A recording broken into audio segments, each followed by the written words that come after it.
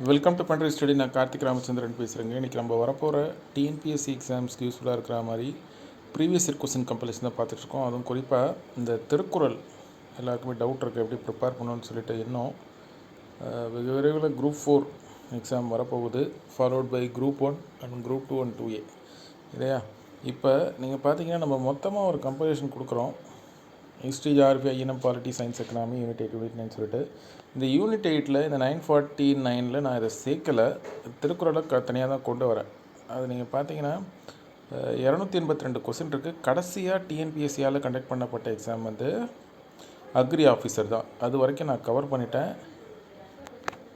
நீங்கள் என்ன பண்ணுங்கள், பொதுத்தமிழில் இந்த திருக்குறள் நீங்கள் இங்கே பார்க்க தேவையில்லை. பொதுத்தமிழுக்கு அப்படின்னு சொல்லி நம்ம இண்டிவிஜுவலாக டாபிக் வைஸ் நம்ம கொடுத்துருக்கோம் ப்ரீவியஸ் இயர் கொஸ்டின். அந்த பார்ட் பியில் நீங்கள் போய் பார்த்தீங்கன்னா அந்த பொதுத்தமிழுக்கான திருக்குறள் இருக்கும். நீங்கள் யூனிட் 8 அட்டன் பண்ணுறதுனால இந்த திருக்குறள் கொஸ்டின்ஸ் மட்டும் பாருங்கள், சரிங்களா? பொதுத்தமிழை நம்ம தனியாக வச்சுப்போம். இப்படி தான் இருக்கும் இந்த கொஸ்டின்னு.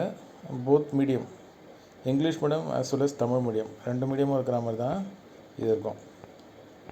நீங்கள் கோத்ரூ பண்ணுங்கள். யார் யார் இன்ட்ரெஸ்டடோ எனக்கு இந்த நம்பருக்கு வாட்ஸ்அப் பண்ணுங்கள்.